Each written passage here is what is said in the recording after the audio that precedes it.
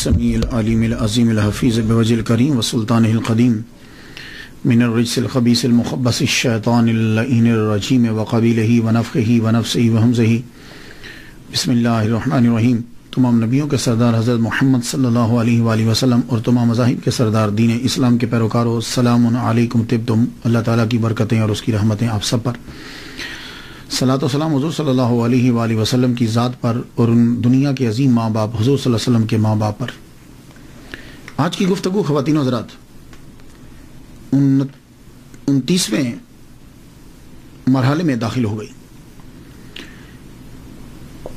امام شافعی رحمۃ اللہ علیہ نے فرمایا کہ اگر علماء حق اولیاء اللہ نہیں ہے تو پھر کوئی بھی اللہ کا ولی نہیں ہے، کیونکہ جاہلوں کو اللہ تعالیٰ اپنا دوست نہیں بناتا۔ تو اس لیے میرے نزدیک کرامتوں میں سب سے بڑی کرامت جو ہے وہ ولی کامل اور بزرگ اور عالم کی کتاب ہوتی ہے، اور اس کتاب کو پذیرائی جب مل جاتی ہے، اس کا وجود باقی ہے، تو یہ بہت بڑی کرامت ہے۔ امام بائحقی رحمۃ اللہ علیہ دلائل النبوت کے حوالے سے جانے جاتے ہیں۔ جو لوگ مقرر ہیں وہ دلائل النبوت کا مطالعہ جو ہے وہ ضرور کرتے ہیں، اور مسلک حق اہل سنہ کے اندر ان کی پہچان جو ہے وہ دلائل النبوہ ہے۔ ویسے امام بائحقی رحمۃ اللہ علیہ جو ہیں، ان کا مسلک جو شافعی ہیں، ان کے مسلک پر ان کا بہت بڑا احسان ہے، اور ان کے احسان کو تسلیم بھی کیا گیا ہے۔ آئیے سب سے پہلے معمول کے مطابق گفتگو نام سے شروع کرتے ہیں۔ آپ کا نام حافظ ابو بکر احمد بن حسین بن علی بن عبداللہ بن موسیٰ البائحقی شافعی الاشعری خسرو جردی الخراسانی رحمت اللہ علیہ۔ یہ ان کا نام ہے۔ نام تو صرف آپ کا احمد ہی ہے، اس کے بعد تمام چیزیں جو ہیں وہ اضافی آپ کی ہستی کو، ذات کو واضح کرنے کے لیے ہم گفتگو کریں گے۔ اس کے اندر جو نئے نام ہیں کچھ، جیسے البائحقی ہے، شافعی کیوں کہتے ہیں یہ تو آپ کو معلوم ہوگا، بائحقی کیوں کہتے ہیں، اشعری کیوں کہتے ہیں، خسرو جردی کیوں کہتے ہیں، اور خراسانی کیوں کہتے ہیں۔ یہ چیزیں یہ نام ان کے ساتھ کیوں لگے؟ یہ صفت نسبتی جو ہے یہ کیوں ہے؟ صفت نسبتی۔ البائحقی کہنے کی وجہ یہ ہے کہ بائحق پرانے فارس کے اندر، جس کو اب ایران کہتے ہیں، یہ موجودہ ایران جو ہے اس کا نام فارس ہے، تو پرانے فارس جس کو اب ایران کہتے ہیں، یہ اس کا ایک رقبہ تھا، ایک علاقہ ہے، اس کو بائحق کہتے تھے، اور اس بائحق کے اندر بہت سارے گاؤں آتے تھے، یعنی اس کے اندر چھوٹے چھوٹے ٹاؤن جو ہیں وہ اس کے اندر آتے تھے۔ تو انہی میں سے ایک خسرو جرد بھی تھا۔ جیسے آپ کہہ لینا یہ لاہور، تو اب لاہور جو ہے اس کے اندر بھی علاقے ہیں، لاہور کے اندر بھی علاقے ہیں۔ تو اسی طرح بائحق جو ہے پرانے فارس میں، اب کی بات نہیں کر رہا، پرانے فارس بائحق کے اندر جو ہے نا وہ کچھ اور شہر بھی آتے تھے، خسرو جرد، اس لیے آپ کو خسرو جردی بھی کہا جاتا ہے۔ اور یہ جو بائحق ہے یہ نیشابور کے قریب اور خراساں کے اندر تھا۔ تو پرانا خراساں اور آج کا خراساں دونوں میں فرق ہے۔ پرانا خراساں جو ہے وہ افغانستان تک آتا ہے، پرانا خراساں جو ہے اس کے اندر رشیا کی بھی کچھ اسٹیٹ علاقے آتے ہیں۔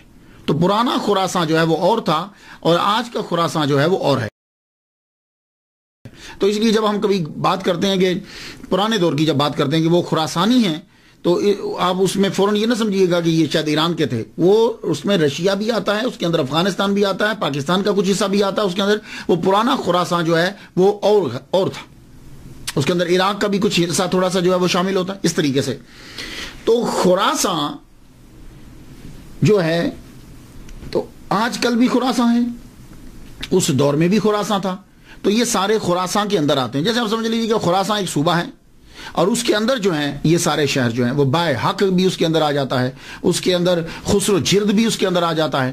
تو بائحق جو ہے یہ خراساں کے اندر آیا، اس لیے آپ کو خراسانی بھی کہا جاتا ہے۔ تو یہ خراساں جو ہے اس پہلے بھی مشہور تھا، آج بھی مشہور ہے۔ اس خراساں نے اسلام کو بڑے بڑے سکالرز دیے ہیں، فقہا دیے ہیں، علماء دیے ہیں، بڑے بڑے پرانے خراساں ہیں۔ اس میں احمد بن حنبل، امام ابو حنیفہ، امام بخاری، امام مسلم، ابو داؤد، ترمذی، نسائی، امام غزالی، ابو منصور ماتوریدی، امام فخر الدین رازی، یہ سب پرانے خراسان کے علاقوں سے ہی تعلق رکھتے تھے. تو خراسان نے بڑے بڑے اسکالر دیے. تو بائے حق بھی ایک قصبہ تھا. تو امام بائے حقی رحمت اللہ علیہ جو ہے اس قصبے میں پیدا ہوئے، تو اس قصبے کی وجہ سے ان کو بائے حقی کہنے لگے. ایک لفظ تو کلیئر ہوا. اکثر لوگ امام باہقی نے فرمایا، اور پھر اس کے پروننسیشن پہ بھی غور دیجئے گا. امام بیکی ہم اکثر لوگ بیکی بولتے ہیں، لیکن میں ان کو غلط نہیں کہتا. کیوں؟ ہمارے معاشرے میں یہی ہے. اب بتائیے کہ امام بائے حقی بڑا مشکل ہے پروننس کرنا، تو معاشرے نے اس کو اڈاپٹ کر لیا، امام بیکی فرماتے ہیں. تو جب کبھی آپ اصل بھی سن لیجئے، با زبر یا ساکن بئی، ہا زبر ہا، بائے ہا، کاف زیر یا ساکن کی، بائے ہا کی. تو امام بائے حقی رحمت اللہ علیہ جو ہیں یہ بائے حق سے تعلق پیدا ہوئے تھے قصبہ میں، اس لیے آپ کو بائے حقی. اب آ گیا کہ ان کے ساتھ اشعری بھی لگتا ہے. یہ اشعری کیا ہے؟ چونکہ آپ عقائد کے اندر ابو الحسن اشعری رحمت اللہ علیہ کے پیروکار تھے، اس لیے آپ کے ساتھ اشعری لگا. یہ جو میں نے سلسلہ شروع کیا ہے، اس کے اندر میں فلسفے کو اور یہ ریسرچ اور یہ چیزیں جو ہیں، یہ اعتراضات، ان چیزوں کو میں بہت کم ٹچ کرتا ہوں. میں تو بس سیدھا سادہ اولیاء کرام کی زندگی جو ہے وہ بیان کرنا چاہتا ہوں. کیوں کرنا چاہتا ہوں؟ ایک دن میں کتاب پڑھا تھا حضرت فرید الدین عطار رحمۃ اللہ علیہ کی تذکرۃ الاولیاء. اس میں ان کی میں شان پڑھتا رہا. وہ ساری زندگی اولیاء کرام کا تذکرہ کرتے رہے. انہوں نے اپنی کتاب کے اندر 96 اولیاء کا تذکرہ کیا ہے، یعنی ٹائٹل باندھ کے. ویسے تو بہت سارے ہیں، ٹائٹل جو ہے وہ 96 اولیاء کا ہے. تو جب آپ فوت ہوئے تھے تو آپ کی قبر پر فرشتوں کا نزول ہوا تھا. وہ پڑھنا اس دن کے بعد میرے اندر شوق پیدا ہوا کہ میں بھی کم از کم جو ہے وہ اتنے تو کروں. زائد ہو جاتے ہیں تو اللہ کا احسان میرے اوپر. تو میں جو ہے نا وہ خالصتاً صرف بیان. لیکن اب کیا کروں، کچھ چیزیں ایسی ہوتی ہیں کہ وہ بہت ضروری ہوتی ہیں مشکل، لیکن آپ پلیز اس مشکل کو بھی تھوڑا سا سن لیجئے، کبھی کام آئے گا. یہ اشعری کیا ہے؟ دیکھیے اصل میں یہ 3 نام ہیں، اشعریہ، ماتریدیہ، حنبلیہ. شروع میں کیا تھا؟ شروع میں یہ تھا کہ حضور صلی اللہ علیہ وسلم کے ظاہری دور کے اندر جب کبھی کوئی مسئلہ ہوتا تھا، لوگ آتے تھے، پوچھتے تھے، چلے جاتے تھے کہ حضور نے کہا دیٹس اٹ. حضور صلی اللہ علیہ وسلم ظاہری طور پر تشریف لے گئے تو اس کے بعد کیا ہوا کہ پھر صحابہ کرام سے جس کو زیادہ پڑا ہوتا وہ اس سے جا کے مسئلہ پوچھ لیتے، ختم. لیکن جب جنریشن آ گئی تابعین کی جنریشن آئی تو وہ کسی نہ کسی صحابی کے پیچھے جو بہت بڑا علامہ ہوتا تھا. تابعین تک یہی سلسلہ چلتا رہا کہ کوئی آدمی مسئلہ پوچھنے آتا تھا تو بتا دیتے تھے. تابعین کے آخر کے اندر کیا ہوا کہ لوگ جو ہیں، اسلام جو ہے وہ پھیلا ایران کے اندر، روم کے اندر، یہ علاقوں میں اسلام جو ہے وہ آگے پھیلا. جب آگے پھیلا تو نئے نئے مسائل جو ہیں وہ پیدا ہوئے. تو کچھ اب مسائل جب پیدا ہوئے تو لوگ جب مسئلہ پوچھنے کے لیے آتے تھے تو محدثین کے پاس احادیثیں ہوتی تھی اور فقہا جو ہیں وہ ان حدیثوں کے سے مسئلہ نکال دیتے تھے. کوئی پوچھتا تھا کہ یہ مسئلہ کہاں سے نکالا ہے، تو آپ فرماتے کہ قرآن کی فلاں آیت سے، اشارت النص، اقتضاء النص، دلالت النص، عبارت النص، یا حدیث مبارکہ فلاں ہے، تو وہ بتا دیتے تھے. تو قرآن اور حدیث اس سے مسئلہ جو ہے وہ ان کو واضح کر دیتے تھے تو لوگوں کی سمجھ میں آ جاتا.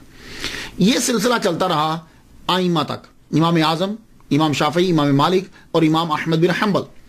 لیکن ہوا کیا کہ پھر یہ گریک جو ہے، یونان، گریک، اس کے فلسفے نے جو ہے نا وہ مسلمانوں کے اندر دخل شروع کر دیا. عراق کے اندر ہارون الرشید کا جو دور تھا اور یہ جو دور تھے، اس میں فلسفہ جو ہے وہ داخل ہوا. جب فلسفہ داخل ہوا تو اس فلسفے نے مسلمانوں کو گمراہ کرنے کے لیے ایسی ایسی چیزیں چھوڑی کہ عقل جو ہے وہ اس کا جواب دینے کے لیے آ رہی ہوتی تھی. اس کو پھر مسلمانوں نے بھی اڈاپٹ کرنا شروع کر دیا. سب سے پہلے حضرت حسن بصری رحمۃ اللہ علیہ کی محفل کے اندر جو بندہ بیٹھا ہوا تھا، واصل، اس نے سب سے پہلے جو ہے وہ آپ پر اعتراض کیا. آپ نے فرمایا کہ تم ہماری محفل سے اٹھ جاؤ. اس دن سے وہ بندہ اور اس کے ماننے والے معتزلہ کہلوائے. بات آپ کی سمجھ میں کچھ آ گئی؟ تو یہ جب فلسفہ آیا ہمارے اسلام کے اندر تو اب فلسفہ اتنا چھا گیا کہ لوگ اس فلسفے کو لے کر مسلمانوں کو گمراہ کرنے لگے. ان میں سے یہ معتزلہ ہے. تو میں نے جتنی اسٹڈی کی ہے کہ معتزلہ جو ہے وہ کسی نہ کسی طرح ہر باطل فرقے کے بنیاد میں شامل ضرور ہوتا ہے. ابو الحسن اشعری رحمت اللہ علیہ 40 سال تک یہ بھی معتزلہ ہی کی تبلیغ کرتے رہے ہیں، معتزلی فرقے کی ہی تبلیغ کرتے رہے. یہ خود چکے ان کے شاگرد. تو جب یہ ان سے پڑھتے رہے ابو الحسن علی بن اسماعیل اشعری، محمد بن عبد الوہاب معتزلی سے پڑھتے رہے، 40 سال تک آپ نے جو ہے وہ اس فرقے کا دفاع کیا ہے۔ لیکن کیا ہوا کہ ایک دن آپ کی اپنے استاد ہی کے ساتھ جو ہے نا وہ بات شروع ہو گئی۔ بات کس بات میں تھی کہ ابو الحسن اشعری رحمۃ اللہ علیہ یہ فرماتے تھے کہ جو چیزیں انسان کے لیے اچھی ہیں وہ اللہ تعالیٰ پر واجب ہیں۔ وہ مسئلہ کیا تھا؟ یعنی دیکھیے کہ اللہ تعالیٰ نے ہمیں پیدا کیا ہے، اللہ تعالیٰ ہم سے پیار کرتا ہے، جب اللہ نے ہمیں پیدا کیا ہے تو اب جو چیز ہمارے لیے اچھی ہے وہ ہمیں لازمی طور پر دے گا۔ ان کے ذہن میں یہ تھا کہ چونکہ اس نے ہمیں پیدا کیا ہے تو جس طریقے سے بادشاہ کے اوپر، جس طریقے کے اوپر مالک کے اوپر جو ہے وہ امپلائیوں کا خیال رکھنا یہ چیز لازم ہوتی ہے، تو اللہ کے اوپر بھی لازم ہے کہ ہر اچھی چیز جو ہے وہ اس کے اوپر واجب ہے۔ آپ نے دلائل دینا شروع کر دیے، دلائل آپ نے دیے تو استاد ہار گئے، آپ جیت گئے۔ لڑائی جو ہے وہ زیادہ بڑھ گئی، انہوں نے ان کو اپنی محفل سے نکال دیا۔ 15 دن تک ابو الحسن اشعری رحمۃ اللہ جو بانی ہیں اشعریہ کے، وہ 15 دن تک کمرے کے اندر بند رہے، تدبر اور تفکر جو ہے وہ کرتے رہے، تدبر اور تفکر کرتے رہے کہ حضور صلی اللہ علیہ وآلہ وسلم خواب میں تشریف لائے۔ یہ ابو الحسن اشعری رحمۃ اللہ علیہ کو یہ اعزاز حاصل ہے کہ آپ ابو موسیٰ اشعری رحمۃ اللہ علیہ کی نسل سے ہیں۔ ابو موسیٰ اشعری رحمۃ اللہ علیہ جو ہیں، اشعر ایک قبیلہ ہے یمن کا، تو ابو موسیٰ وہاں سے اس قبیلے سے آئے تھے حضور صلی اللہ علیہ وسلم کے پاس اسلام قبول کرنے کے لیے، تو ابو موسیٰ اشعری اشعر قبیلے کی وجہ سے اشعری کہلوائے، تو ابو الحسن اشعری اور آگے سے ان کے ماننے والے جو فالوور ہیں وہ اشعریہ اشعری جو ہیں وہ کہلوائے۔ تو یہ تھا مختصر سا۔ تو جب آپ کمرے میں 15 دن بیٹھے، حضور کی زیارت ہوئی، تو آپ نے کہا کہ معتزلہ فرقے کو چھوڑ دو، یہ ٹھیک نہیں ہے۔ کیوں؟ اس لیے کہ وہ کیا کرتے تھے کہ انہوں نے اللہ تعالیٰ کی جو صفات تھیں ان کو اللہ کو مجسم بنا دیا تھا کہ اللہ کے ہاتھ ہیں، اللہ کا چہرہ ہے، اللہ تعالیٰ کے جو ہے نا وہ کان ہیں، یہ پاؤں ہیں، یہ چیزیں ثابت کر دی تھی جیسے انسان کی ہوتی۔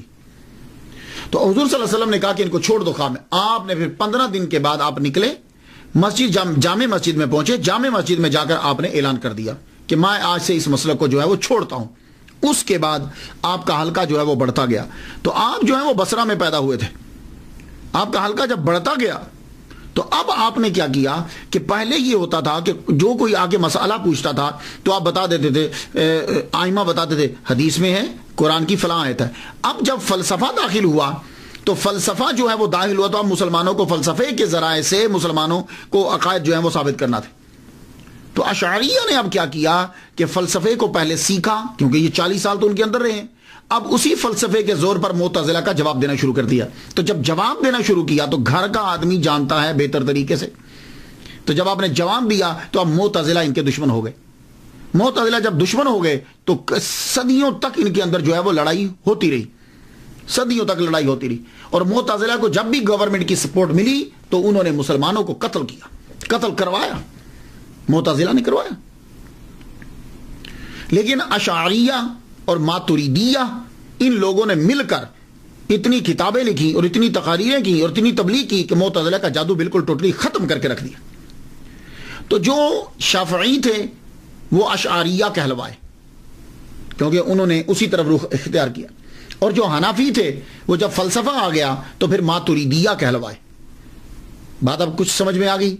تو اشاعرہ جو تھے، اشاعرہ جو تھے بڑی خدمت کی انہوں نے۔ امام غزالی نے احیاء العلوم اور الاقتصاد لکھ کر معتزلہ کے تابوت میں کیل ٹھونک دیا۔ امام فخر الدین رازی شافعی رحمۃ اللہ علیہ نے مطالب عالیہ، مباحث مشرقیہ، 40 فی اصول الدین اور اساس التقدیس میں عقل اور فکر کے خزانے لوٹا دیے۔ اللہ تعالیٰ نے ان کو پھر فلسفہ آتا، انہوں نے فلسفے سے، منطق کے ذریعے سے پھر جواب دیا اور اسلام کو بچا۔ ورنہ اگر یہ اشعریہ اور ماتریدیہ نہ آتے تو معتزلہ اپنے فلسفے کے زور پر عقلوں پر قبضہ کر لیتے، لوگوں کے عقائد کو خراب کر دیتے۔ قرآن و حدیث تو ٹوٹلی انہوں نے چھوڑ ہی دی تھی۔ قاضی ابو بکر باقلانی، ابو اسحاق شرازی، امام غزالی، امام فخر الدین رازی، جب ان کی تعلیمات عام ہوئی معتزلہ اب ختم ہوتے چلے گئے۔ تو یہاں تک کہ 380 ہجری میں اشعری عراق میں چھا گیا۔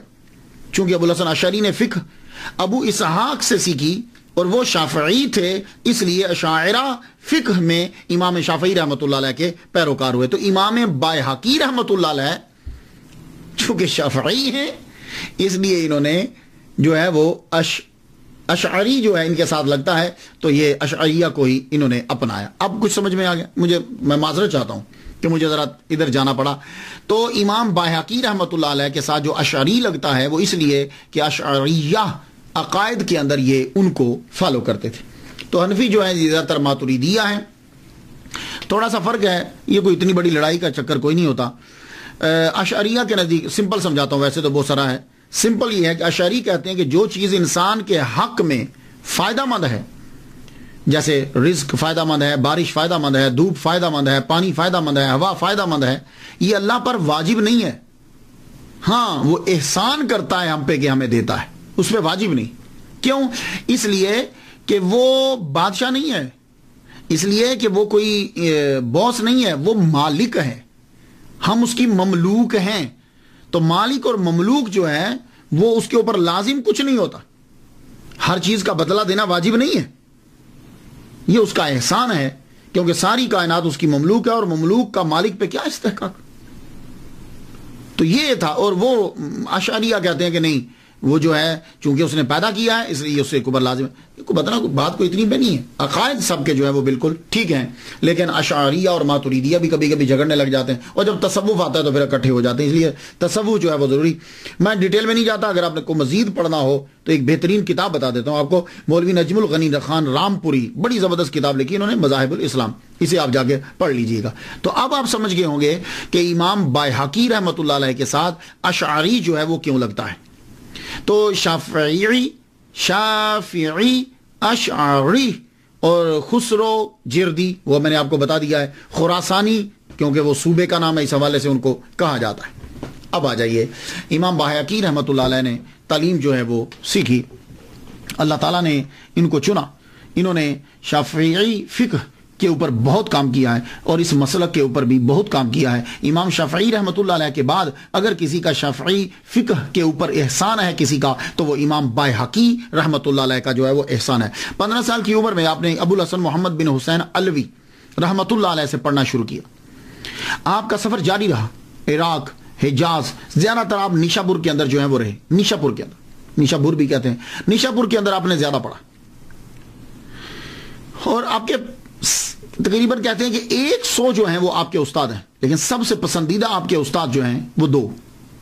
ایک تو یہی ابو الحسن محمد بن حسین علوی, اور دوسرے جنہوں نے المستدرک لکھی ہے, ابو عبداللہ الحاکم جو ہے, ابو عبداللہ الحاکم جو ہے, المستدرک جنہوں نے لکھی, وہ ان سے بھی محبت کی وجہ یہ ہے کہ ابو الحاکم جنہوں نے المستدرک لکھی ہے وہ اور امام بایہقی رحمۃ اللہ, یہ دونوں شاگرد ہیں. ان دونوں کے استاد جو ہیں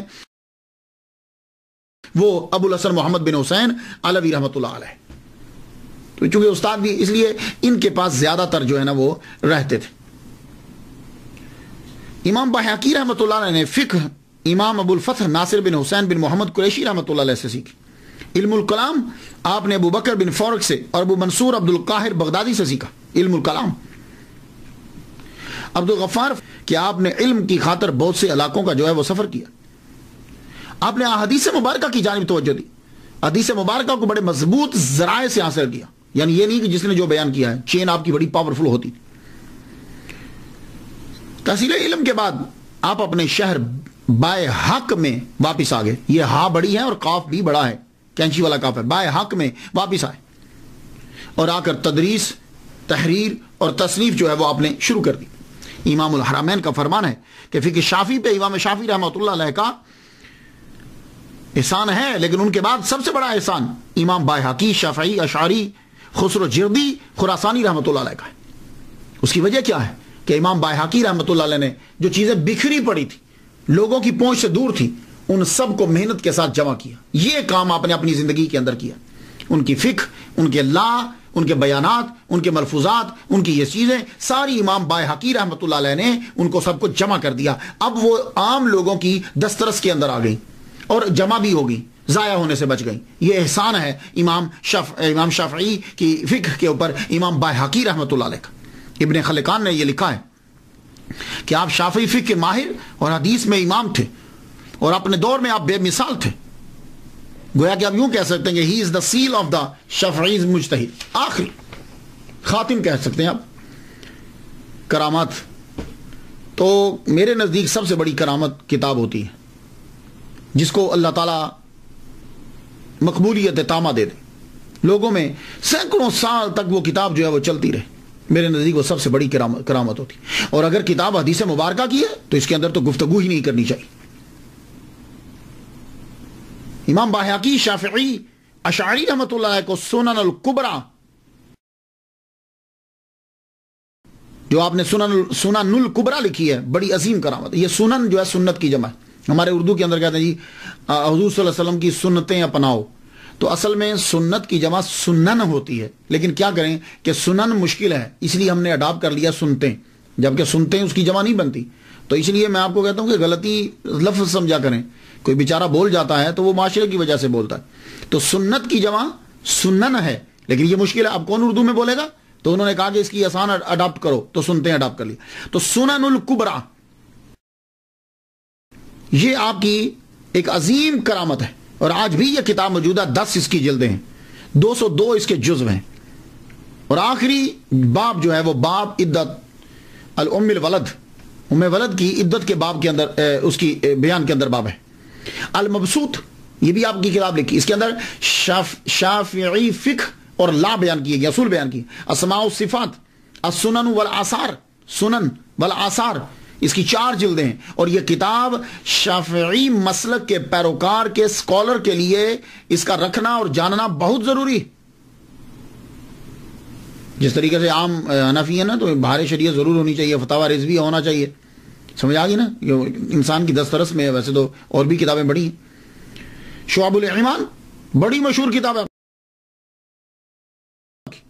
زہد الکبیر، مناقب امام احمد بن حنبل، 40 کبریٰ اور 40 صغریٰ، فضائل اوقات، حیات الانبیاء فی قبورہم، نبیوں کی زندگی ان کی قبروں میں، بہت مشہور کتاب آپ کی. مناقب امام شافعی رحمۃ اللہ علیہ، کتاب الاسرار اور دلائل النبوہ.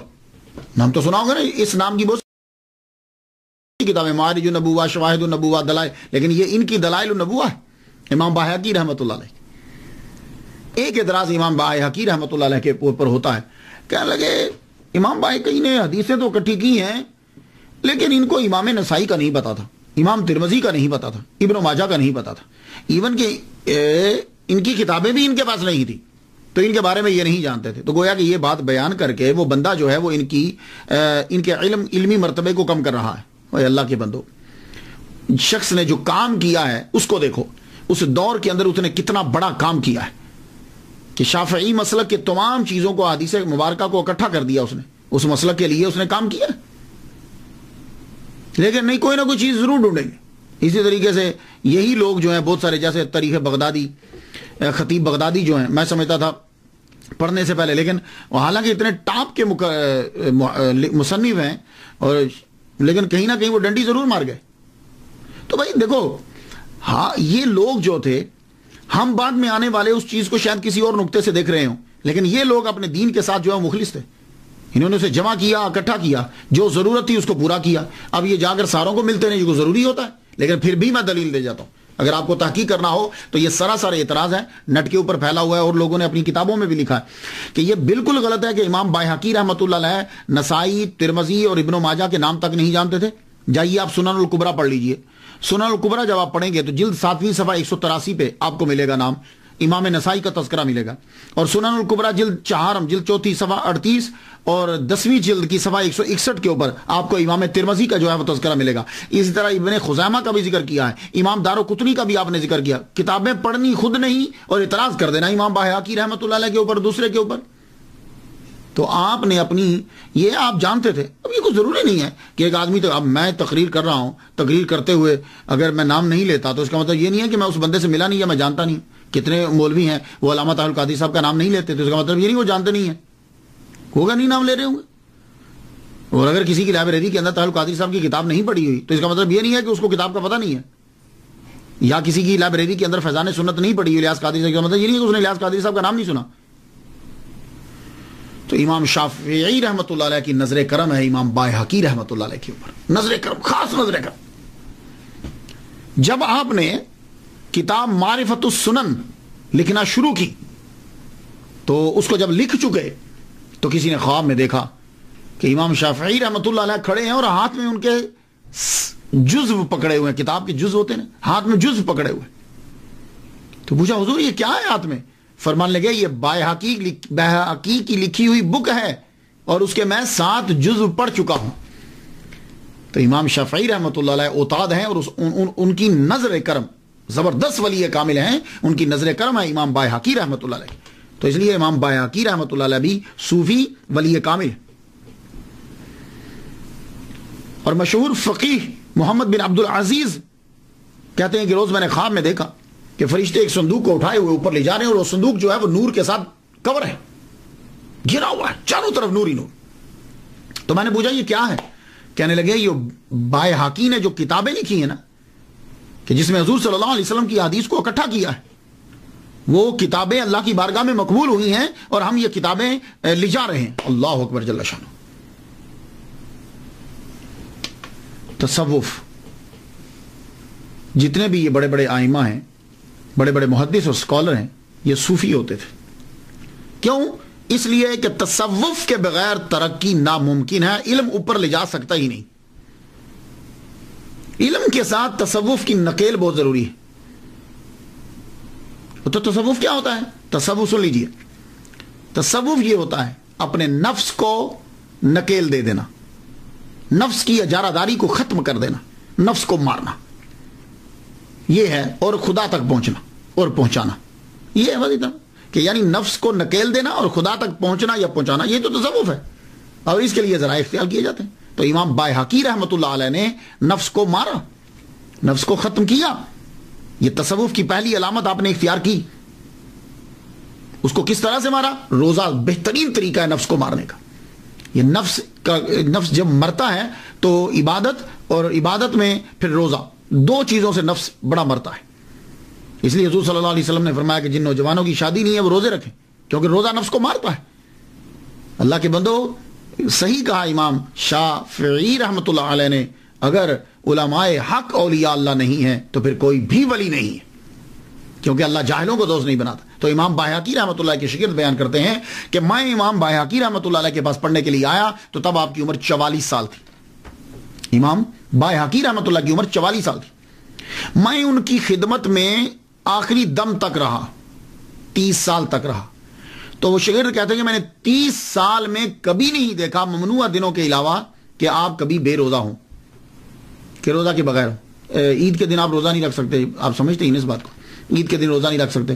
تو کہا کہ جن دنوں میں منع ہے اس دن کے علاوہ میں نے کبھی نہیں دیکھا کہ آپ نے روزہ نہ رکھا ہو. تو 30 سال تک آپ نے اپنے نفس کو مارا روزہ رکھ کے.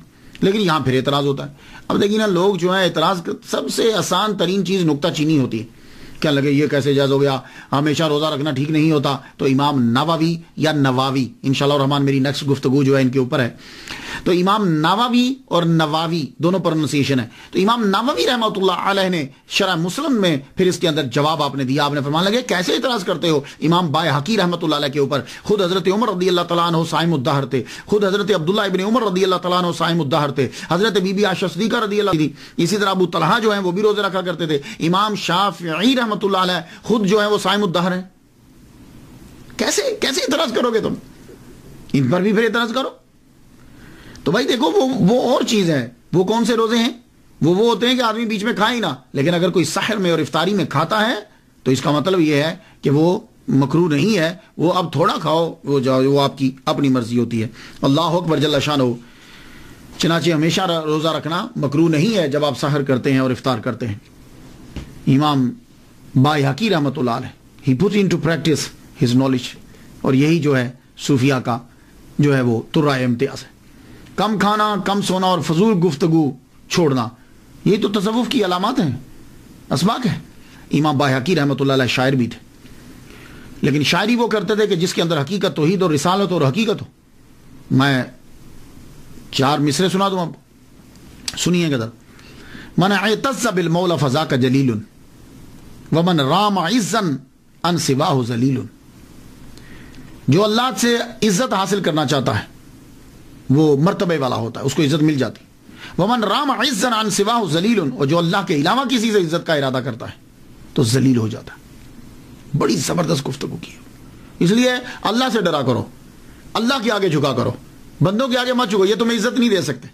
جاؤ جا کے دیکھ لو جتنے بڑے بڑے بادشاہ جن کو دعویٰ تھا کہ لوگ ہمارے ساتھ ہیں, کس طرح ذلت کی موت مرے. وَأُحِبُّ मुनाजात हबीब बेऔजा, मैं अपने हबीब की मुनाजात उम्दा तरीके से करना चाहता हूँ। वलाकिन्न लिसान अलमुज़निबीन कलील, लेकिन क्या करूं, गुनाहगार हूं और गुनाहगारों की जुबान गूंगी होती। अल्लाह, गुनाहगार तो खूबसूरत, यार इससे बढ़िया शायरी नहीं हो सकती। इमाम बायहकी रहमतुल्लाह अलैह की, दुनिया में जिसने आना हो फिर उसका विसाल तो उसने जाना भी है। आपका ज्यादातर वक्त जो है वो नईसापुर में गुजरता था। ये इसका मैं तलफ़ुज़ पे थोड़ी सी गुफ्तगू कर जाऊं। इसको नैसाबुर भी कहते हैं, और मैं समझता हूं कि नैसाबुर शायद इसलिए कहते हैं कि अरबी के अंदर पे नहीं होती, इसलिए पाकिस्तान कहते हैं, पाकिस्तान नहीं बोलते। तो शायद अरबी वाले इसको नईसाबुर कहते हो, बुर क्योंकि पे नहीं होती। लेकिन अगर पे नहीं भी होती तो फिर भी नईसापुर बना, नून जबर या साकिन नई, सीन जबर अलिफ सा, नईसाबुर। लेकिन अब नईसाबुर जो है ये बहुत कम आपने सुना होगा, ये किताबों में लिखा हुआ है अरबी की बुक के अंदर। उर्दू वाले जो हैं वो बोलते हैं नेशापुर, नेशापुर, लेकिन अवाम इसको बोलती है निशापुर। तो इसलिए जो भी बोलता है तो आप उसको गलत मत कहिएगा, इसलिए कि उसने वो अडॉप्ट किया है। हमारे अवाम के अंदर निशापुर है। कहाँ रहते थे जी? निशापुर में रहते थे, निशापुर में। तो ये असल में नईसाबुर, नेशापुर और निशापुर। इसकी तारीख भी बड़ी अजीब है। मरकज तो ये रहा है उलमा का, लेकिन अजीब तारीख है इसकी, और शायद आप यकीन भी ना कर पाए। यहां के वैसे तो फरोजे दुनिया में बड़े मशहूर हैं, आज भी इसकी फैक्ट्रीज हैं वहां, मगर यह भी मशहूर है कि नईसाबुर के किसी बंदे ने तीर चलाया। वो तीर जो है वो चंगेज खान, उसकी जो बेटी थी उसके खामद को, यानी दामाद को लग गया और वो मर गया। ऐसे अचानक ही बेचारे ने तीर चला दिया था, तो तीर लगा, वो मर गया। अब उसकी बेटी को गुस्सा आ गया। उसने कहा कि नईसापुर, निशापुर जो भी आप बोले, इसका हर जानदार मार दिया जाए। देखा आपने कि जालिम लोग जो हैं वो क्या करते हैं कि कोई ना छोड़ा जाए, हर बच्चा, बूढ़ा, जवान, औरत सब मार दिए जाए। तो चंगेज खान ने अपने छोटे बेटे को हुक्म दिया कि फौज लेके जाओ और नईसाबुर के सब बंदे मार डालो। आप बिलीव करेंगे कि बिल्लियां, कुत्ते तक मार दिए गए, सब मार दिए गए। और फिर अभी भी उसका दिल नहीं भरा, कहने लगी कि कुछ लोग जख्मी होंगे, तुम सबको मारो, उनकी गर्दनें काट के पिरामिड बना दो।